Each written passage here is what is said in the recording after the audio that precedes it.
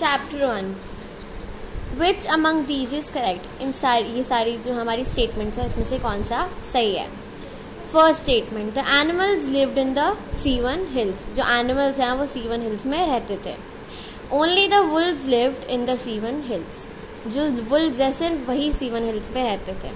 Father and mother wolf were walking through the Seeonee hills. जो father और mother wolf थे वो सीवन हिल्स के उधर से जा रहे थे।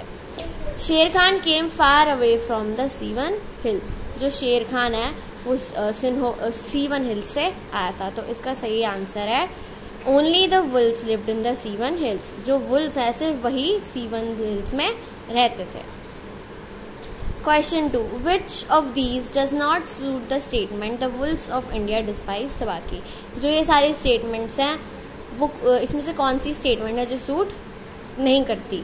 जो इसमें इसका है the wolves of India despise Tabaqui. जो वुल्व्स ऑफ इंडिया जो वुल्व्स थे इंडिया के वो तबाकी को डिस्पाइज मतलब वो उसे बुरा क्यों मानते थे। Because did not belong to the Seeonee pack council, क्योंकि वो उसके बिलोंग नहीं करता था पैक काउंसिल में।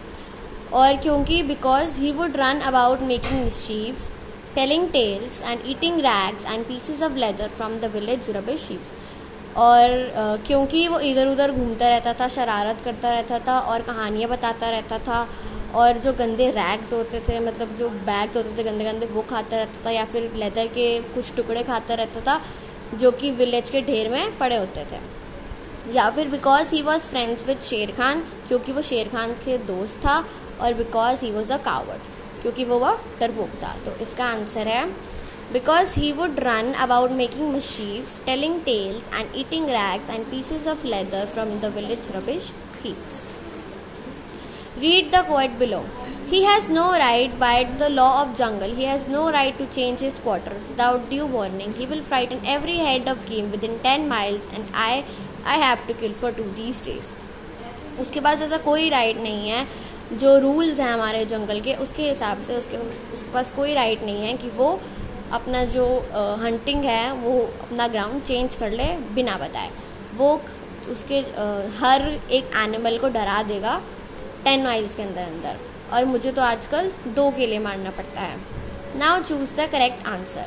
This was spoken to Shere Khan by mother wolf. क्या ये शेर खान ने मदर वुल्फ से बोला था, या फिर this was spoken to Tabaqui by father wolf, या फिर ये तबाकी ने बोला था फादर वुल्फ ने तबाकी को बोला था, या फिर तबाकी spoke to Shere Khan in order to complain against father wolf, या फिर तबाकी ने ये शेर खान को बोला था क्योंकि वो फादर वुल्फ की शिकायत लगा रहा था, या फिर इसमें से ऊपर कोई भी नहीं। इसका आंसर है this was spoken to Tabaqui by the father wolf. Father wolf ने तबाकी को बोला था।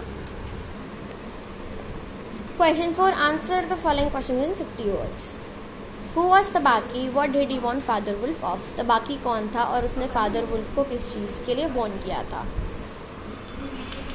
Tabaki was a jackal whom wolves despise as he runs about making mischief, telling tales, eating rags and pieces of leather from the village rubbish heaps.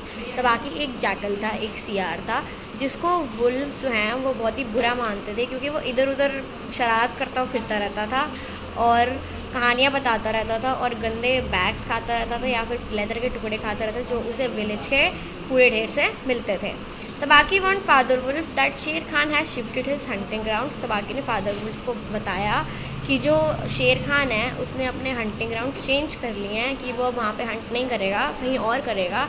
And he will hunt among the hills where the wolves live for the next moon. और जहाँ पर ये Wolves C1 hills में रहते हैं वो वहाँ पर हंट करेगा अगले मून के लिए। Were the wolves scared of शेर Khan? No, the wolves were not scared of शेर खान. वो बिल्कुल डरते नहीं थे उनसे, लेकिन किताब में बुक में ऐसा नहीं लिखा है कहीं पर भी, तो हमारे हिसाब से नहीं, वो उससे नहीं डरते थे। See, who was defying the law of jungle and what made father wolf think of that? कौन लॉ ऑफ जंगल को नहीं मान रहा था और फादर वुल्फ ने इसके बारे में क्या सोचा।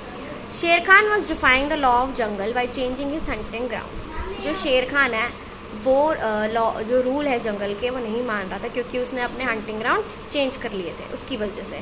This made father wolf think that he has no right to change his quarters without due warning, but also he will frighten every animal within 10 miles. इसकी वजह से फादर वुल्फ ने सोचा कि उसके पास ऐसा कोई राइट नहीं है, उसके पास ऐसा कोई हक नहीं है कि वो अपने जो हंटिंग ग्राउंड्स हैं वो बिना बताए चेंज कर ले। लेकिन वो हर एक एनिमल जो कि 10 माइल में रहते हैं उनको डरा देगा। Why was man killing not preferred? जो मैन किलिंग है वो क्यों नहीं प्रेफर करते थे वो? According to the law of jungle, man killing was not preferred because sooner or later the white men would arrive on elephants. Rule of jungle के हिसाब से जो मैन किलिंग है वो उन्हें बिल्कुल भी प्रेफर नहीं करते थे। वो बिल्कुल भी नहीं बोलते कि हाँ हमें इंसानों को मारना चाहिए, क्योंकि थोड़े टाइम बाद या जो वाइट मैन है वो एलिफेंट्स पे आ जाते थे अपने गन्स के साथ और बहुत सारे ब्राउन मैन के साथ, गोंग्स के साथ, जो बिल्कुल जो ड्रम्स वगैरह होते हैं गोंग्स कहते हैं, रॉकेट्स के साथ और टॉर्चेस के साथ, और फिर सारे जो जंगल में थे वो सफ़र करते थे क्योंकि उनको उनसे बहुत परेशानी होती थी।